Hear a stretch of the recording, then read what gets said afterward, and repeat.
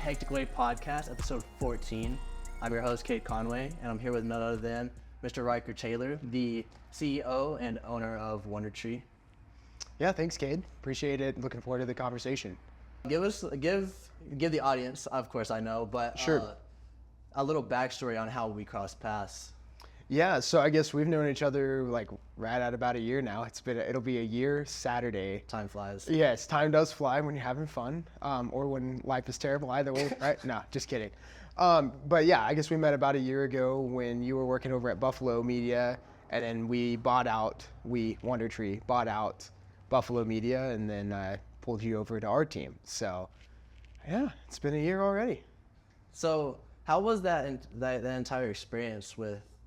Was that the first business that you've ever acquired? Yeah, so definitely there's everything you think you know, and then there's everything you actually know, and then there's a whole heap of more things that you don't know at all, right? And for me, that was definitely a process of like, I thought I knew what I was doing because I've run an agency at that point. It had been 7 years, and I was like, okay, well, I'm buying another agency, similar types of clients and services and things like that. I can just take it and integrate it, and I already know how to do all of this. But that's very, very wrong. And so like that process for me has been good. You know, there's nothing like, it's got its ebbs and its flows, its ups and its downs, as everything has. But as I sit back coming up on the year of having gotten it, it's like, I've appreciated the journey that it's been. It was a great learning experience. Now I've kind of been like, okay, I've done that. Now I know what I would do differently next time to set the next deal up even better. I know some of our own operational inefficiencies that maybe kept us from succeeding sooner in doing an acquisition like that. There's just all kinds of things. I've tried to keep a pretty open mind throughout the whole process. Some days it's way easier than others, but it's one of those things that like, looking back on it now that I'm a year removed from the situation and kind of have a year of history, it's like, okay, been there, learned from that, know what I would do differently, but I've appreciated the moments that I've had thus far. What would you say was the hardest lesson that you learned, with it being of course a learning process? Sure. So I think for me, it's one of those things that in the back of my mind, I've always known, like the agency business, as a lot of businesses are, but the agency business especially is built on the backs of relationships. Your ability to have a relationship with a business that you're serving, that back and forth, that trust, all of those things. When you acquire a business, you're acquiring all of that trust, that relationship, that you don't have this predetermined, pre-existing, most likely don't have this pre-existing relationship with the people that you're acquiring as you book a business. And so when you acquire all these customers and you're trying to integrate them into these systems, it's a really good like reminder that the relationship needs to come first. Like the business and everything, that'll happen as it happens. But for us, you know, when we bought out Buffalo, there was a good 20 to 30 relationships that were brand new to us, that was now all of a sudden we're having to manage these expectations that we weren't in the room for these things when they were talked about, and how does this work and how does that work? And I'm not saying any of these things were right or wrong, they were just different and we weren't there for it. And so it's trying to get integrated in that system and developing that trust and those relationships and getting them to the point to where we had already had our clientele at for a while, just trying to get everybody else there. But yeah, just I think for me, one of the biggest challenges, learning points has been, don't discount the value of a relationship in a business transaction. So for those who don't know, what is Wundertre and what all do you guys provide? Sure. So funky name, you know, everyone's always asking me like, what is Wundertre? What is that? Which we can probably answer later in this podcast as to the origin story of that. But as far as what it is, I'd classify us as a full service marketing agency. Notice I didn't say digital marketing agency because I deem us to be more than that. Yes, digital is a huge part of it. It is 2024 after all. But more so than that, it's just marketing in general. So a lot of our clients, where we win the best is when we can go in and be that marketing partner for our clients. Like we're bringing the strategy to the table. I always tell everybody, you're paying us for our brains first and our hands second. So our ability to conceptualize, idealize, strategize, and then execute on those ideas with video and podcasting and website design and all of those other things that come secondary to our ability to think. And so what is Wundertre? Again, we're a full service marketing agency that we want to come in and we want to say, hey, client XYZ, you have this challenge and you want to go to this place. Well, here's all the ways we could do it. And then let's pick the 2 or 3 that we deem fit inside the budget, the lowest hanging fruit, the least path to resistance for success, and let's go do those things. Like that MVP? Yeah, minimum viable product is definitely a term that I've used many a time. And a lot of people use that term in relation to the tech and the software space, but it applies so much too to just business in general. Like, done is better than perfect in so many different aspects of life. And that's hard for me to say. That's a hard lesson to learn. Yes, done is better than perfect. Especially earlier on, speed is going to be what gets you far at first. Speed will get you there fast. To go far, you got to have other people. That's a whole other topic we can get into. But yeah, I think for us, it's about like coming in, getting to know that client, establishing that relationship, as I mentioned a minute ago, and then saying, okay, we're here. This is where you're at. This is where you're wanting to go. Here's the steps in between, and then here's how we can execute on it. And again, how that manifests itself. It might be, hey, client, you need a podcast. Hey, client, you need a video series. Hey, client, you need a website or websites or landing pages or documents or whatever. But I try not to get bogged down in tactics because it's so easy to just say, well, you should be doing insert newest trend here. But maybe that's not effective for this client over here in this market with this audience. And so I don't get bogged down on tactics. I want to get really involved in the strategy and the meaning behind the why of what we're doing, the mission behind what we're doing, the goal, and the tactics fall where they fall. What is the inception of Wundertre? What initially inspired you to start this agency and turn it into what it is today? It's a great question. So I think it was equal parts curiosity, wanting like determination, just proving to myself I could do something. Initially, you were doing real estate. Yeah, which I'll get to that story in a second. But it's like, I think for me, what led me to finally do this was, one, can I do it? Like just that innate desire inside myself to be like, proving to myself I can do something that is otherwise difficult to do, right? Starting a company in any capacity. And then it's, okay, it aligns with my skill set. I was kind of just naturally drawn to technology, marketing, branding, website design. Like all of those things were just interests that I had on the side. And so I was like, okay, it was just this intersection of, I need money. I have these passions. I want to prove to myself I can do something. I didn't go to college. A lot of people assume that I did. I actually never even attempted to go to college. I knew I did not want to do that. So I just didn't even try. And so for me, there's a lot of that whole like, my family, and again, this is going down a path we can get to later, I'm sure, but my family lineage, a lot of them went to college. They were educators. So growing up, I heard how much of a failure I would be if I didn't go to college, right? Which just further reinforced a rebellious and independent mind like myself.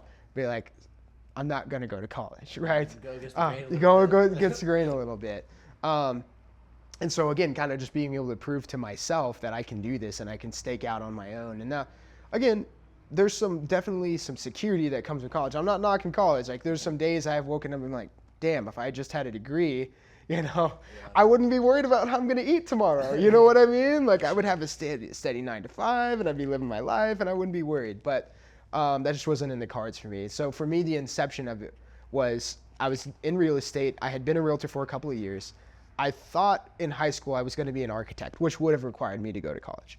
And I got an opportunity between junior and senior year of high school to work at a local engineering firm here in town as a draftsman. Throughout high school, because I was homeschooled, my parents, as part of my curriculum, let me do drafting, which is, the old version of drafting was all by hand. There was no AutoCAD or things on the computer. So I learned how to do it all by hand. I got that job that summer of 2012, I guess it was. Worked at the engineering firm it was supposed to just be a summer job, but then they kept me on throughout the fall in a part-time capacity. So I worked my entire senior year because then they decided to keep me on in the winter as well. So I ended up being my whole senior year working at this engineering firm. And I got to see firsthand the drafting thing, the engineering thing, the architecture thing. too much red tape. Wasn't Not what you were it's not what I wanted it to be. There's honestly just too much red tape. I love engineers. I love architects. They serve a place in this world. That's not for me. There's Red just tape, what do you mean by that? Just yeah. I red mean, there's flag, just a lot of there's just a lot of I mean, the signing off and like there's just a lot of politics involved in engineering, and then depending on the type of engineering that you're doing or architecture that you're doing, there's government inspections and sign-offs and phases, and I just don't. I'm too impatient to sit there through that process and do that. I want to make this and see it come to life. So I decided after I graduated high school in 2013, I kept working there my whole summer afterwards, and then that whole following year until about April or May of 2014, and then I decided to go. I started getting my real estate license, I guess, in January of 2014. Quit the engineering firm in April and just decided to go full tilt more into real estate, which they tell you not to do because real estate takes a long time to get a clientele base. But I was young, I didn't have a girlfriend, I was living with my grandparents at the time. And so I had the opportunity to be able to just go and give it a shot, and I didn't have to make a ton of money. So I did real estate from 2014 to 2016. I was 19 when I got my license, which even by today's standards is relatively young, but 10 years ago, that was really young. I was a realtor before it was cool to be a realtor. Most people don't even get anything like that Yeah. later in their 20s. Yes, no, I was a young realtor before it was cool to be a young realtor. Like, You started it. yeah, I'm not gonna take credit for starting it because I was way early. It didn't really start till actually a couple of years after I had gotten out. But in any case, I was the young guy always getting asked by all the other realtors, hey, how do I market? Hey, how do I brand? How do I use this MailChimp email software? How do I run Facebook ads? They just assumed I knew that because I was young. Now, fortunately for them, I knew that, one, because I was young, but two, I just had a natural curiosity and genuine desire to know those things. So after 2 years of trying to run my own real estate business, which I did okay at, it was more like a year and a half, I guess. What was it called? It was just, I worked at Exit Realty. So I was just a realtor at Exit Realty. But just when you're a realtor, you're in business for yourself, technically, commission sales. But I'd done that for a year and a half, 2 years. And my license was coming up for renewal at the 2-year mark. And I was faced with this crossroads of like, okay, do I renew my license? I could already see the writing on the wall that there were about to be a lot more realtors in town. And you can sit there and do the math and say at any given month, 300 to 350 homes sell in a given month, and there's 1,200 realtors. And I know realtors that are selling 20 homes in a month here in town. So you do the math, that's a lot of freaking realtors that are not selling a home in a month. Yeah. Right, so you can do that math, and I don't care how the brokerage spins it to you. Anyone that's out here watching, this is going to be a controversial statement amongst the real estate community. If you're watching this and you're a realtor, stop recruiting other realtors into the business and selling them a load. Like, no, like the math just doesn't math if they want to make a reasonable. This is totally going to get me canceled in the real estate community, but whatever. It's just not a thing, man. Like, just don't be a realtor right now. There's just way too many of them. The math does not math. I just don't care who you are. So I decided, okay, I'm going to go do this other thing, Wundertre. Now, how did we come about with the name and all of that? That was me and a couple of friends and I sitting at Cap Rock Cafe over 82nd and Slide, having chips and queso in August of 2015. So this was about 6 months before I actually took the leap in April of 2016. It was like closer to 8 or 9 months, really. We were talking about if we were ever going to go into business together, what would it be? Well, I was going to be the marketing kind of sales guy. One of my other buddies was more the website developer guy. He's who taught me what I knew to start out with. And then our other buddy, he was the only one with a stable job and income at the time, so he was going to be the financier, if you will.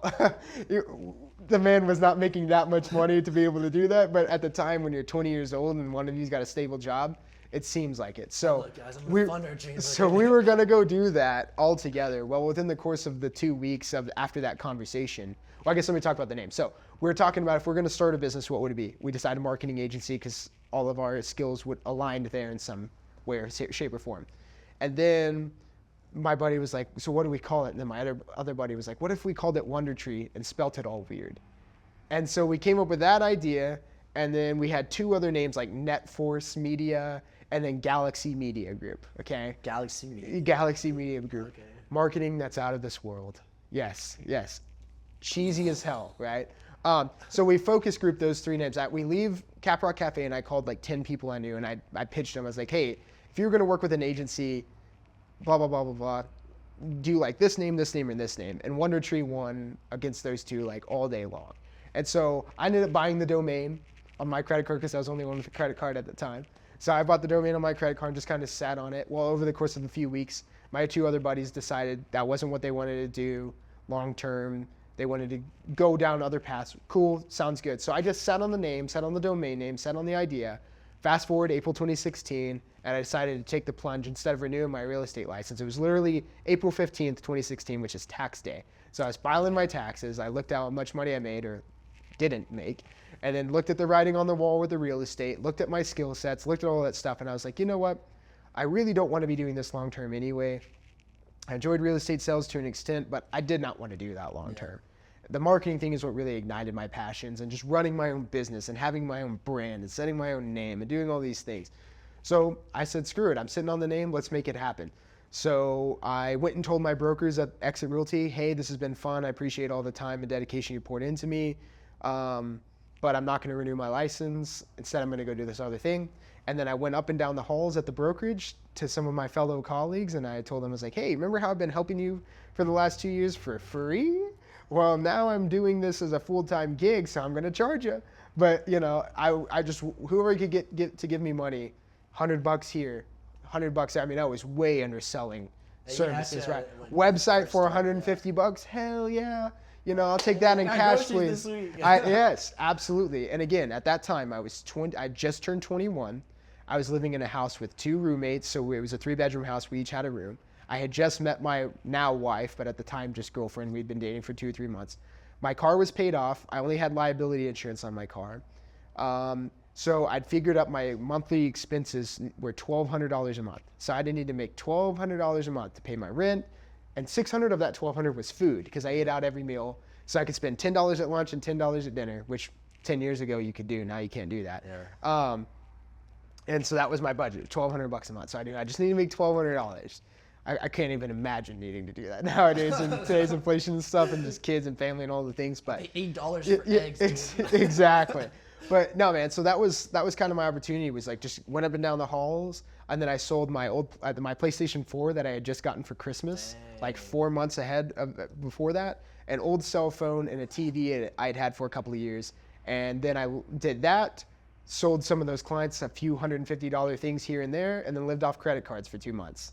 And that's how I got started with Wundertre. What were some of the biggest challenges that you faced during your first year as Wundertre? Well, I jokingly said that off camera earlier when we were talking about the questions, but you know, myself is one of the biggest challenges I faced the entire 8 years I've been doing this so far. So that was a big thing that first year, was just kind of getting out of my own way, like reinforcing to myself that I can do this. I remember it was like November, December of 2016. So I'd been doing this about 7 or 8 months. And I remember telling Charity, my wife now, I was like, I think I should just like go be a mailman or something. Like, you know, like just give it all just the like guys. I can run this kind of on the side, and maybe it takes off, but like I'll just go be a mailman, get a stable job, all of that. I'll get outside, walk, those things. And she was like, okay, I mean, whatever you feel like you need to do. But like she was pretty against it. Like, she's believed in me from day one. Like, that's another secret for my success, jumping ahead of myself here, but having a wife that supports me and cares about me has been there since day one. Like, I've heard I can't discount behind that. every Strong man is an even stronger woman, yes. And there's a lot of truth to that. Like, there are things that I just don't have to deal with at the home front because she's just got it covered. Like, I mean, she does a majority of taking care of the kids. Again, we'll talk about this more later, but like, she's definitely been my rock a lot through all of this. So, but I mean, I remember her kind of telling me, like, is that really what you want to do? Like, I feel like the mailman thing. The mailman thing, like, she was gonna support me in that if that's ultimately what I did. But you could definitely tell there's a healthy amount of skepticism there, and not really what she thought I should be doing. So, I ended up working myself out of that. Like, I didn't even apply. It was just like I was in my feels one day. I was like, I've just got to do this. It's just too hard. But I've had those moments over the last 8 years many times. Like, I'm just ready to give up. It's too hard, and I just don't. It's just like, just keep going. It's a phase. Come out of it. I've gotten as far as at any moment in life, you've gotten as far as you've gotten off what you know. So you can always, in theory, get right back there. So if it's that bad, but you're okay with where you're at, then it doesn't matter if you take too much of a risk. You can get yourself back there. That's kind of where I've always thought. Like where I'm at right now, I've gotten here. So maybe I can't get beyond this. Who's to say? But I know what it takes to get here. So even if I lost everything tomorrow, I could get back here at some point. I know what that looks like. Because you've done it. Right, because I've done it. Right, but even at that point in time, I had gotten to where I was at that point in time, and it wasn't the end of the world in that moment.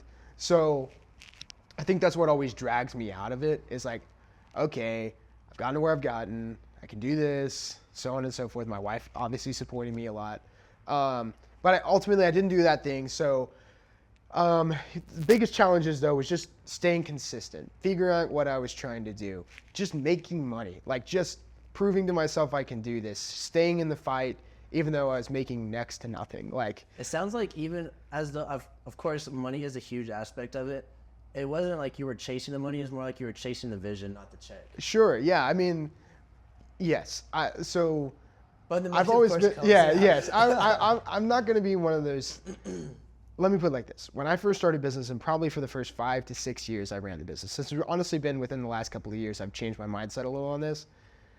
I used to be like this very like altruistic business owner. Like I have this vision, I have this mission, this is what I want to do, I'm doing the betterment of the world. And yes, that still exists. But I used to do that at the sacrifice of myself completely. Like I didn't care how much money I was making. I would constantly take, crap from people just because I wanted them to be happy. And like so that first year, I obviously did a lot of that just to make money, right? Or just to stay alive and to push the mission and the vision and the values. As time's gone along, I've changed my perspective the last couple of years where it's like, no, I kind of need to win so that I can be a winner, so that I can help others win. Because if I've never won, then how am I a winner? And no one wants to be around a loser, really. Yeah. So that's been kind of a mindset shift, and I've seen just little micro changes in myself the last couple of years where it's like, where I might have used to go left on this path, now I'll go right. And it's like, yes, I want a win-win-win situation for people, and I know I'm getting a little off topic from your question, but this is just something I really believe in. But it's like, yes, I want a win-win-win situation for people, but it needs to be a win-win-win. Not a win for you, win for them, and a lose for me. And I used to just do that all the time for the sake of being the good guy and pushing this mission, because I was really bought into that. Nice guys finish last every damn time, my dude. And I'm not saying not to be a nice guy. Like, I still want to do right by people. I still care for people. But if I don't know what winning looks like, I can never teach my kids how to win. I can't have team members that win alongside of me. Just one giant cesspool of loss everywhere you go. And so for that first year, it was chasing the vision and the dream of doing it. And it was less about chasing the check, though I did need to pay the bills a little bit. But yes, at the end of the day, you got to pay the dadgum bills. But yeah, the biggest challenge that first year is just stay alive, just stay in the fight. So like, what would you say some of the key turning points were that contributed to the growth and everything of Wundertre from that initial just trying to keep the lights on type of. Yeah. So when I look back at it, it's very clear to me. There's like very clear points in business where it's like, okay, this moment. Now when you're going through it, it's less clear. But hindsight's 20/20. That's a famous adage, right? For me, obviously, the first turning point is just the day I started. Okay, I'm going to do this now. It's not just a thought. It's not I'm getting out of that entrepreneur stage, as they say. Entrepreneur? The entrepreneur. It's like you're either an entrepreneur or a entrepreneur. Entrepreneurs are just people that you see them one day and they tell you this great idea, and then you see them 5 years later and they're still talking about how they want to do that. That's a entrepreneur. Don't surround yourself with people like that. Ridiculous. And I really was never that person, and haven't been. I'm pretty much real with myself. Like, if I'm going to do this, I have a rule. If I want to do something and then I haven't done it inside of 90 days, I really don't want to do it. So I either set it up on the shelf and I'll tell myself I really want to do it one day, but just stop freaking talking about it, or go out and do it right then. If it's really that meaningful, make it happen. Otherwise, put it on the shelf and stop wasting years and everybody else's time with it. But yeah, that first step for me was just getting out there and getting it going. So that was the first pivot point. I'm going to do this. Okay. The next pivot point came probably about 2 years into business, where I felt this need of like, I'm either going to ascend to the next level or I'm going to stop. And there really wasn't just in reality, I probably could have stayed right where. Stop or like plateau? Stop. Like, so in reality, I probably could have just plateaued and said, I'm going to just be what I am and grow steadily. But you get into these moments in life, I've experienced like a very real feeling of like, I'm either ascending right now, tomorrow, or I'm shutting it all down. Like staying where I'm at is not an option. Even though it probably is an option, it's not an option. And so my first, like that second year in business, it was coming up on it's like February of 2018. I was at this crossroads of like, I was tired of doing it all by myself. I needed to bring on somebody else full time. I didn't really have the money to guarantee a salary. I'd never had an employee outside of me in the organization. So that's when I set up an LLC. Instead of just a sole proprietorship, I became an LLC and did all of that. And then I went out to the bank and got a line of credit so I could hire somebody, and then I would have enough money in the line of credit to secure their salary for the months while I was onboarding them. And taking that risk. So that was a really transformational moment for me too, was taking that leap and saying, I'm either going to ascend and get somebody else in here, or I'm going to just shut it all down. Because the idea of running this by myself into perpetuity is not what I want to do. Definitely not sustainable. So, right. And so that was the next evolution. So I've had at least one other person on staff at Wundertre for it's been over 6 years that it hasn't just been me, which is crazy to say 6 years later, because 2 months after I'd hired that person, I was like already running out of money. It's like, I don't know how the hell I'm going to sustain this long term. But here we are 6.5 years later. We've got multiple people on staff full time and all the things, right? So it works out in the end. If you work it, it works. So that was a pivotal moment. 2020 COVID, obviously a pivotal moment for so many people, but you had the option of like, okay, am I going to go home and let the government, stifle my growth and my creativity? Tell me how to work. Yeah, how to live my life, or am I going to make the most of this? And so I chose to make the most of the situation. And we work in an industry where fortunately we can get away with working from home. So that pivot for us was a little easier than for others, certainly than like a restaurant or something, right? So we did that. And then we had actually hired, right before COVID hit, didn't know that was going to be a thing. I brought on an investor. So that was my first outside investor funds. So COVID hit middle to end of March of 2020.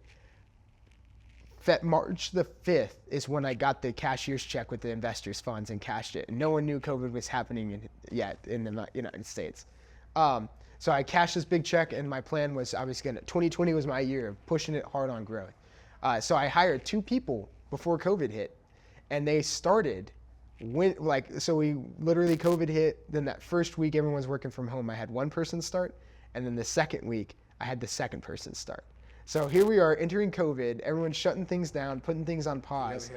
And I had already hired people, and I was faced with the option of, do I lay everybody off, or do I not lay everybody off? Because I'd already had 2 other full-timers, so I was hiring 2 more full-timers. We're about to be a team of 5 overnight like that, going into COVID, which is totally uncertain.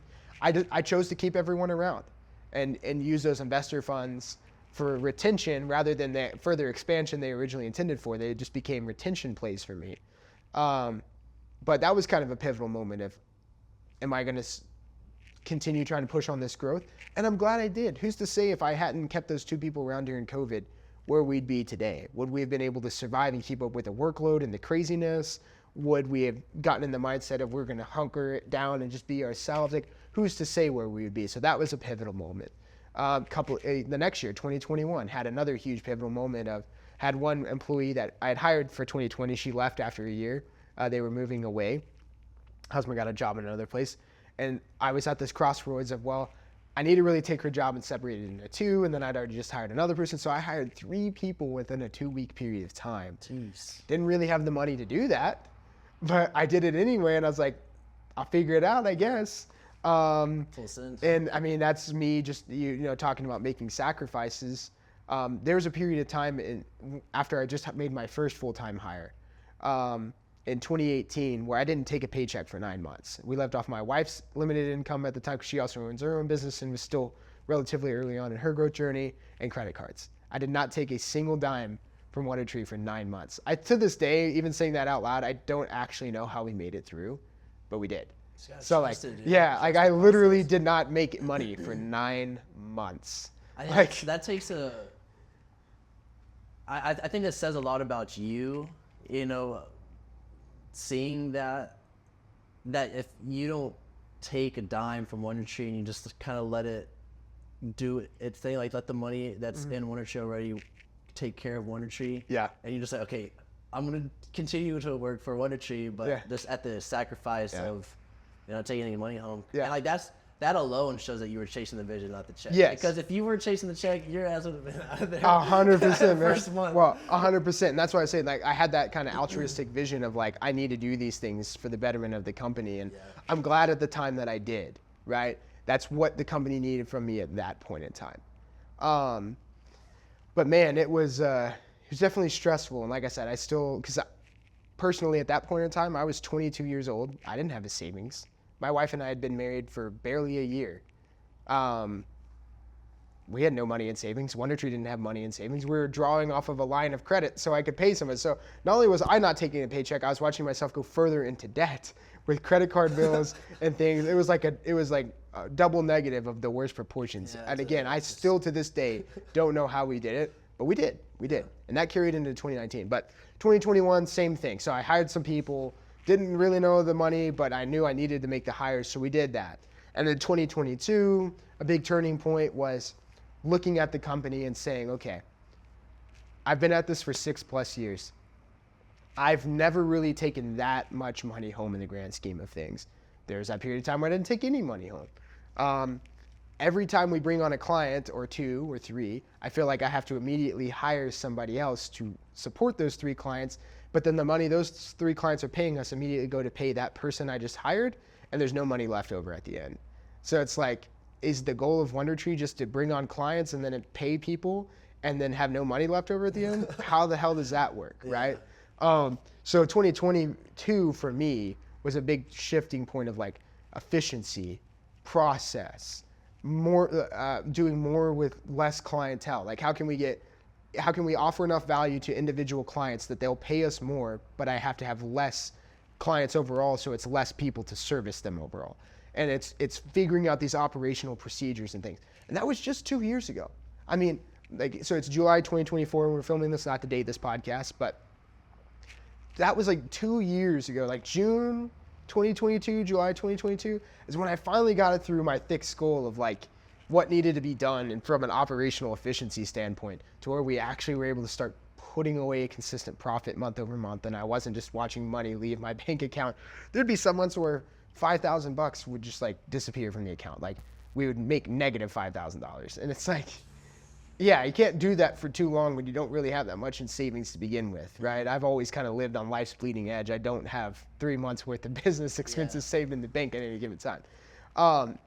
So yeah, for me, that was another pivotal point, was like making that call of like, okay, it's time to stop just growing for growth's sake. And it's about how are we going to maximize and efficient and become profitable? And how am I going to pay myself back for these 6 years at the time worth of like hard effort? And it's time for me to look my wife in the eyes and say, hey, all the sacrifice I've been making where I wasn't at this event for you 4 years ago because I told myself I needed to work, or all these things, like, it's got to pay us back somehow. It's got to. Mm-hmm. So for the last 2 years, it's been that kind of like quote unquote selfishness of just like, we got to make some damn money around here, like some actual money, put it in the bank, me taking home a little bit more than I used to, all of the things, right? So that's been my focus over the last 2 years. I still have that vision. I still want to do right by people, but it's that win-win-win, not you win, and me lose. Yeah. It's we all gotta win. Or me barely break even. And me barely break even. No, me gotta win. Like that's your soundbite right there. Me gotta win. Yes. This is your vlog. It's complete. Gotta win. Ryker Taylor. Yes. Completely out of context, caveman me. Me gotta win. But yeah, that's definitely like that's been like one of the biggest shifting points.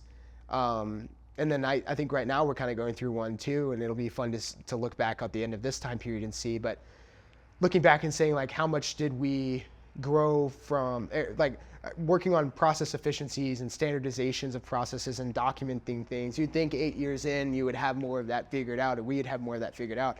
We don't. We're learning every day. So that's kind of the next transformational point for us, is getting things more consistently on paper and having better training documentation and systems and processes, and really dialing that in. Building off of that, what would you say are some of the main contributing core values that you and your company developed over the course of this journey that led to just to where you are now? Like, you get to the point where you're profitable, and like you have people that will like buy in and just overall chase the vision with you. Sure. So I think, if you'd asked me 3 years ago, 2 years, even last year to an extent, I would have rattled off 11 values and 11 commandments, and I had all of these things. Like, I mean, for the longest time I was just doing too much, bro. Like we came up with so many visions, missions, value statements, all of these things throughout the years. And this past year, really for me, it's been simplifying that down to where we have our 4 C's: correct, captivating, current, and cohesive. So at any given time, those are our standards of like work. Is it captivating? Is it cohesive with what everything we're doing? Is it current? Is it correct?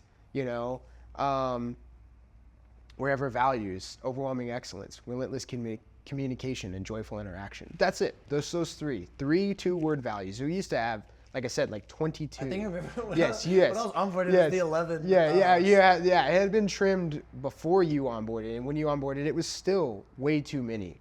It's like, how does anybody supposed to buy into 10 things that are full-on sentences worth of values? Nobody knows that. So, overwhelming excellence. We want to be so good at what we do that it's because so much of marketing is somewhat subjective. This design versus that design, maybe you like this better than that. I want it to be so good that it's like objective. It's like, no, that is objectively better than this because it's just so good. I mean, that's an aspirational standard. Every single day that goes by, we're going to be trying to achieve that and attain that. Relentless communication. I want you talking so much your jaw falls off, right? Or typing and texting so much, emailing. Like, clients at any given time need to know where we're at, what we're doing. Like, those are principles. Like, if you're really good at what you do and you communicate that really well, and then you bake in the 3rd value of ours, which is joyful interaction. And so at any touch point, you're baking in fun and joy, you're going to win. That is the formula for success in whatever industry you're doing. Do it well, communicate correctly, and have a little bit of fun. Don't be a stuffed suit, And so, it's a stuffed suit, man. I cannot stand that. I hate some of the formalities and things of business. So like the robotic nature. Yeah, the robotic nature of stuff. Like, I'm always that guy that's just making the wrong joke at the wrong time and cutting up when I probably shouldn't. But you know what I mean? Like, that's just how I translate. So those 3 values of what has culminated out of it was like a year 7.5. So it's only been about 6.5, 7 months since I came up with those values. But that for me is what, all of the work has led to, is distilling it to those 3 pieces and saying, this is what we're about, this is what we stand for. And, making an impact, or a paraphrase version of our mission statement is to make an impact in the world, right? Or a vision statement, rather. And then our mission statement is to make an impact through our ability to strategize, create, and execute, right? So anyway, that's kind of the focus there. And for us, from the values perspective, is to focus on those 3 values, those 4 standards. You do those things, I don't have to be in the room, right? And that's, for me, at the end of the day, as we continue to ascend in business, it's all about how can I be in the room less and less and less, and things still happen how they need to. And when you've got a good set of values that everyone can get behind and they're easy to remember, and you've got a good set of standards that everybody can get behind and they're easy to follow, that enables me over time to be able to be in the room less and less when certain conversations are happening, and still know that they're happening the way they need to. Yeah. I don't remember where I've heard this, but it was regarding business, of course, and it was saying you don't sell a what, you sell a why. Yeah. Like, people buy into your why. Yeah, Start With Why, Simon Sinek. That's a whole book. I'm reading that right now. I recommended you that book. Yeah, you did? Yes, Okay. yes. I was the one that recommended you that book, yes. yeah, the paraphrase, too long didn't read version of that is, basically so many people start with the what or the how of like, I'm going to sell this product or I'm going to do this thing and this is how we're going to execute on it. Instead of asking yourselves, why are we doing this? Are we doing this because the market has an overwhelming need for it? Are we doing this because we're really good at it and we have a passion to bring our craft to the world? Or what other reason that you might have? You got to figure out that reason, that why. And that also translates into so many things. Like when I do sales, when I pick up the phone to make a call, I only really do well if I have a why behind it. Even doing this podcast, my why for this is one, I like to talk and I like a platform, so there's that. But two, I also like you, Cade, and I want you to have content and I have some value I hope I have some value that I can communicate. And so definitely. I want to take what I've learned and distill that over to others. So that's my why of even doing this, is if it gives me an opportunity to talk to others and share some of what I've gone through so that they can relate and learn from it or improve upon it or whatever. That's my why for doing this. And so you take this whole principle of start with why, that applies to literally everything you ever do in life.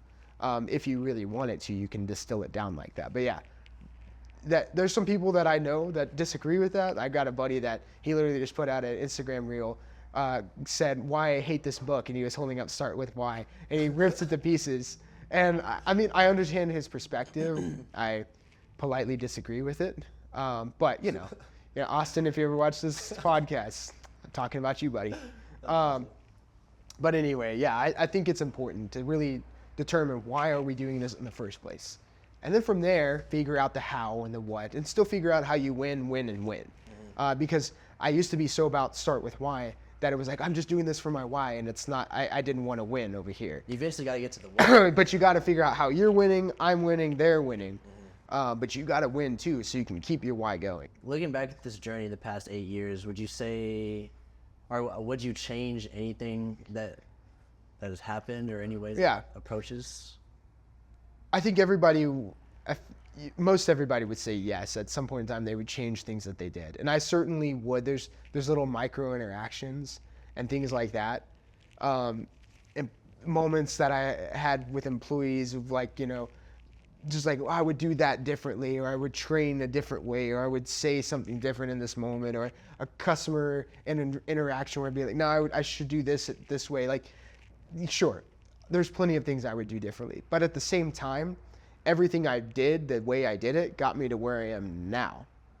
And so, like, that's the other part of it, is like, yes, I would change individual things in the moment. Would it have made me further along potentially? Potentially.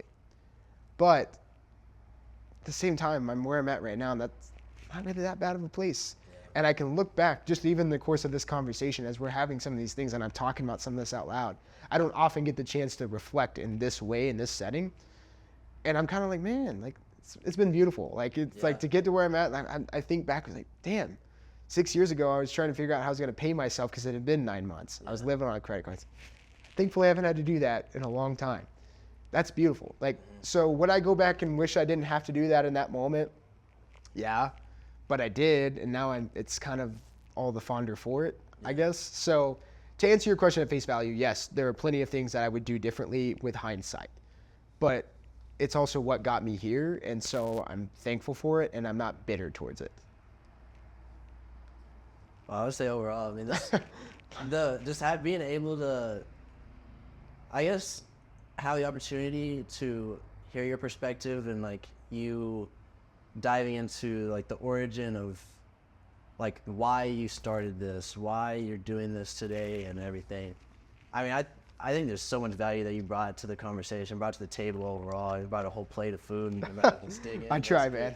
Yeah, but that's awesome. All right, we're going back a little bit to the work-life balance. Which you kind of jokingly said you don't have a life. Yeah. But you do. Yeah, I do have a life, yes. And you have some pretty cool hobbies as well. Yeah. But anyways, what do you do to kind of help balance that work and life? Sure. So it's multifaceted, as everything apparently is that I have to give an answer for, because it can't ever just be simple. But for me, like, so much of business at the beginning when I got started, I had no, like, truly, like, I was working, like, again, I talked about my wife earlier, like how great she is. She was she was married without a partner for several years of our relationship at the beginning. And it was generally understood, like that wasn't something like just happened to her. Like we had that conversation. She knew where I was at in business. We got married with that in mind, that that's what was going to happen. But I'm still so thankful for her to give me that space and let me do what I needed to do in those critical first few years in business, to just be almost completely unavailable. As time's gone along, I've prioritized. I noticed too, so we talked about this earlier, like what are some pivoting points in success and all of these things. One of the best things I did was about 2 years ago, along with saying I got to squeeze more juice out of the lemon for Wundertre, and like how can we do more with less, just actually start making some money, some profit margin. Same thing with rang true in my life, and I worked on it there as well. How can I still get the same amount of work done but putting in less hours? It used to not be unlike me to wake up at 6:30, 7 in the morning, work till 1, 2, 3 at night, get up and do it all over again, and do that all the time. And that came at the expense of I'm fatter than I used to be, Yeah, I mean, I definitely I'm a lot more sedentary than I would like to be, especially at that point in time. I'm slowly getting more active again. But, I just sacrificed a lot of things. Yeah, health, my stress levels were insane, constantly dialed to an 11. I mean, you think I'm an anxiety basket case now? Ryker 6 years ago was on a whole nother level, right? So that balance for me, I don't subscribe, honestly, to the notion of work-life balance. It's just life. Like work is life is life, family is life. There's no such thing as these compartmentalized things. And I think that a lot of people go wrong when they try to compartmentalize them, because then they feel like they're sacrificing one for the other. What if it's right now in life, you just need to be doing more of this and less of that. But then in 6 months, it can be more of that and less of this. And it ebbs and it flows and it goes back and forth. Humans like to compartmentalize things. And I get that. I really push back against the notion of work-life balance, though, because those are not separate things. You have to work to live, unless you want to be broke and live in a dumpster. Yeah. If that's what you want to do, great. But last time I checked, life takes money to live, and you make money through work. So if you want to live, even like the system, if you're out there in nature, and you have to still work to live. You have to still find that food. You have to cook it. You can be completely off the grid and require no man, and you're still working. Yeah, exactly. So at the core of that question, I understand the spirit of it. Like I said, there was definitely a time where I was all in on work, and I really did not. That work was the entirety of my life. But as I've gone along, I now have 2 kids, and my wife and I have been married longer, and again, promises made to myself and to her of this is going to pay off one day. Well, that needs to start paying off with me being a little bit more available, me making a little bit more money and not racking up credit card debt frivolously, things like that, right? But yeah, so that translates nowadays into drumming is something I've always done. I know that was kind of what you're alluding to with the hobbies and things, but I've had drumming since I was 6 years old. That's just been in my life since I was 6 years old. I've had a drum kit in my life, like a drum set, since I was 10. So I've always just kind of had drums somewhere in and around me that were mine. It was my thing to do, and so it's just always been there for me. Don't touch my drum set. Right, don't touch my drum set. Right. Yes, I had actually never seen that movie until 2 years ago, and then my family showed it to me. You got to watch it just for this moment. Yeah. But not to get too much into my childhood, but I didn't have the world's greatest upbringing, just to be honest with you. Kind of just, it was what it was, but drums were always kind of there for me. And so nowadays, as I've gotten older, I get moody if I don't play my drums. Seriously, if it goes weeks at a time and I haven't gotten enough time behind the set, I feel it. So does everyone else around me, right? Ryker needs to play his drums. Yeah, Ryker just needs to play his drums. So, right? okay, yes. I know, so you made a mention, which I've heard you say multiple times, you are completely sober. You don't drink. Yeah. Mm-hmm. You don't smoke. Yeah. You don't never do have sorts of any types of substances. But I can tell you drums is your your addiction. No, definitely. I have to have drumming in my life, and it's just one of those things. It's a creative outlet for me. I can just sit down and just be to myself, which, as much of an extrovert as I can be at times, man, I love me some leave me the hell alone and let me do me time as well. Throwing on my earbuds or headphones and just jamming out to whatever songs I'm doing, whatever. So yeah, drumming's been a big thing. Obviously, I've got 2 kids now, so working in time with my kids and being intentional. For me, it's not necessarily about the amount of time that I give to them, but the quality of that time. Like, I've heard I would argue value that attention over time. Yes. Because time without attention is worthless. yes, absolutely. So it's like 30 minutes of like genuinely being engaged with my kids, chasing them around, playing with them, versus like 2 hours of us sitting on the couch next to each other and like I'm on my iPad and my daughter's watching television. Like, don't get me wrong, those moments happen for sure, and that maybe that's what my daughter needs, or my son's 6 months, so you know, who knows what he really needs. He just needs to be held once in a while, put on the ground, to play with some toys and things. But my daughter, who's 3, you know, she definitely needs me in different capacities at different times. But for me, it's less about the amount of time and more about the quality of that time. So being intentional about being able to shut things off. I'm not great at it. I'm sitting here acting. I don't want it to come across like I got all this figured out, because I certainly don't. There's still moments, plenty of moments, where it's like I need to dial in and turn this device off so I can be fully present and be where my feet are, and I'm not, and I struggle with that at times. Being intentional there, being intentional with my wife, same thing. Not about the amount of time, but the quality of that time. Just hearing what she needs from me, or like genuinely like dialing into what she's saying, and not just scrolling through my phone. Man, I do that so much. Like saying this out loud, it's like it's a lot of conviction. You know, no, like when I say this out loud, it's like things that I know I need to do, and if they're aspirational goals for me, I want to do them, but I'm not there yet. Like I haven't achieved that, and I might not ever achieve everything I want to be as a husband and a father, but those are definitely things I'm trying to do. But yeah, the hobbies though, drumming is, like I said, it's always been there for me. I'm obviously working on the album, so. So didn't you have another album? Really, there was the I remember the album art. I'm trying to remember the name.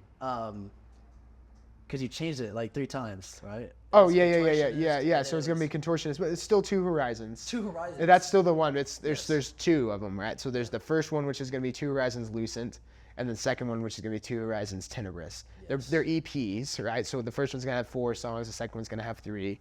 The first one's almost done with the production's about to go to mastering, and then that one will hopefully be live September-ish of 2024, and then EP2 will go live. Yeah, and then the EP2 will go live hopefully. I was gonna go December, but I want to give a little more space in between us, so probably March 2025.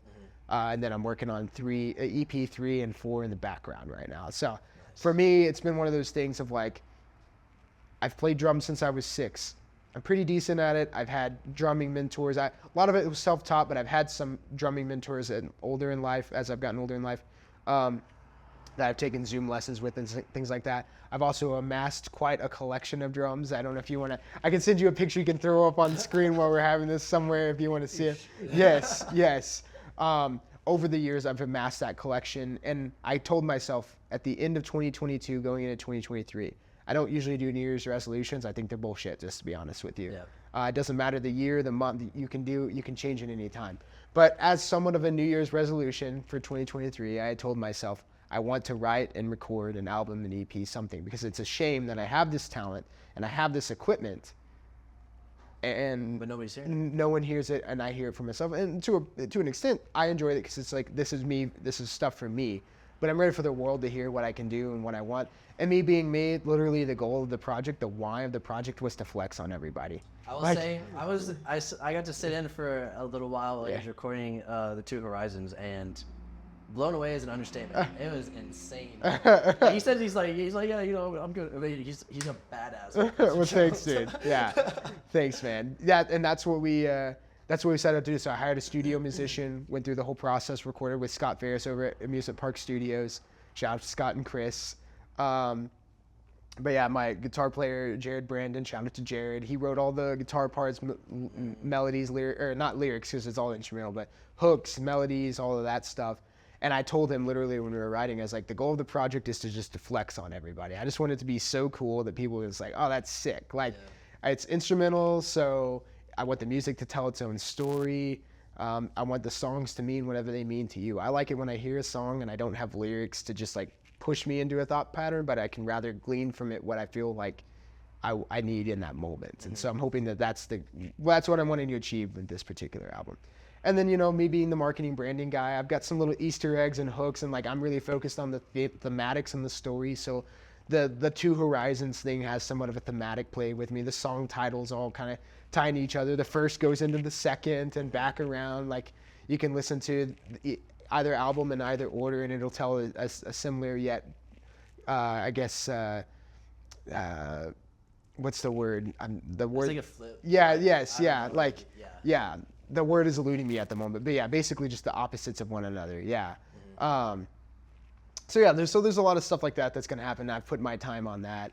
I'm also getting more into barbecuing. That's something that I've always liked to do. So it's like I've got my music, I've got my family, I've got my business, I've got my music, and then that kind of that fourth compartment for me is like that outdoorsy, like doing stuff with my hands and making meat, man stuff, right? So I went and got me a trailer smoker a couple of weeks ago. Nice. So now I can do bigger events and It's do just a big grill. big old smoker. No, I have a big offset smoker on a trailer now. Nice. Did you get it custom made or did you just? I bought it from a guy that was selling his used, but he builds them. He was in Dallas. I got a great deal off of it online, and I just drove to Dallas in a day, picked it up, and drove back. Solid. So I did that. Did you hook it up to that? Yeah, to my little to my Hyundai Santa Fe. Yes, I did. Wow, yes, awesome. yes. I didn't even know how to tow. Oh yeah, tow yeah. hatch. Mine doesn't, but my wife's does, so I took hers and got it. Yeah. Solid. Yeah, she does the same thing as me. But yeah, so I've got that going. Gonna do some competition. So that's my hobbies nowadays. It was, what is it? The Hub City Barbecue? The Hub City Barbecue Fest. So we took Yes. first place. Me and a buddy took first place in 2022 on the brisket category. So there for a year, we had the best brisket in Lubbock. You never get a chance to try his brisket. Yeah. And then last year you had the ones we did last year, which didn't take first, but it was still pretty damn good.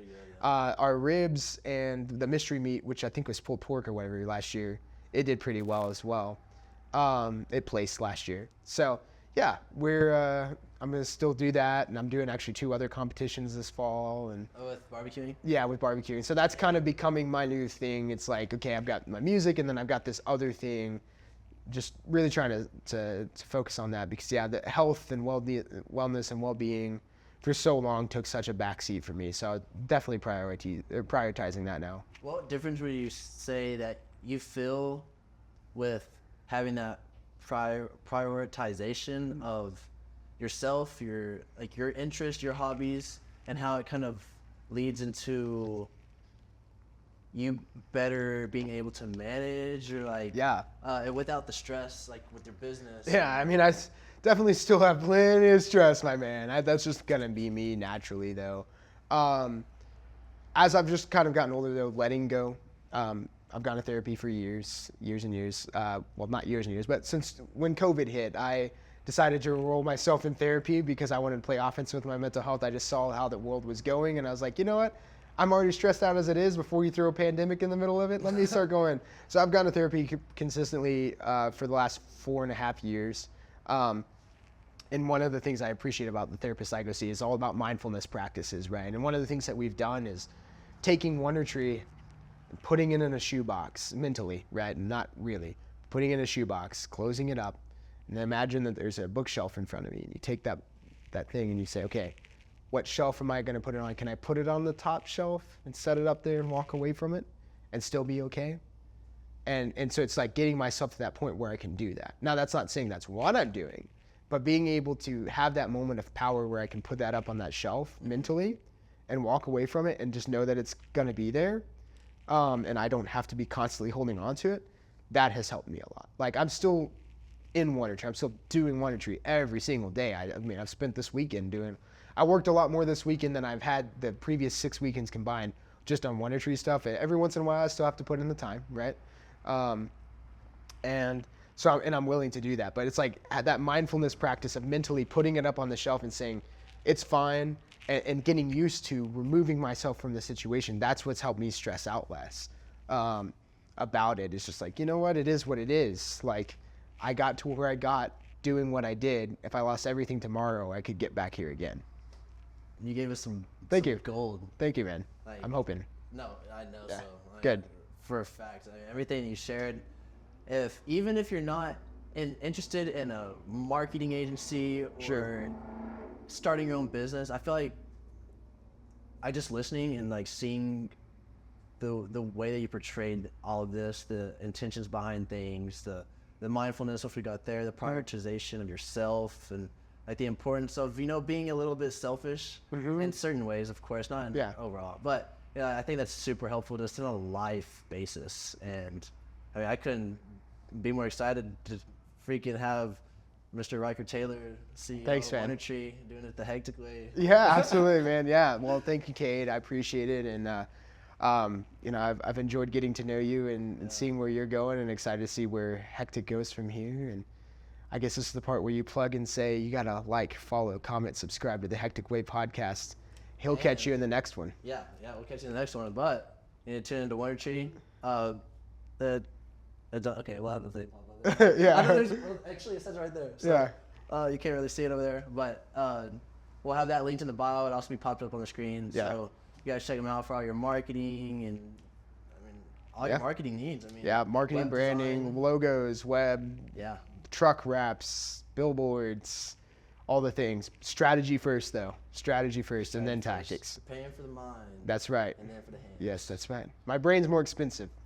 Yes, that's the way it works. Is that you can make more money when you charge for the brains first. But the heart is priceless. Yes, that's We'll right. catch you on the next one. Yeah, absolutely. Peace out.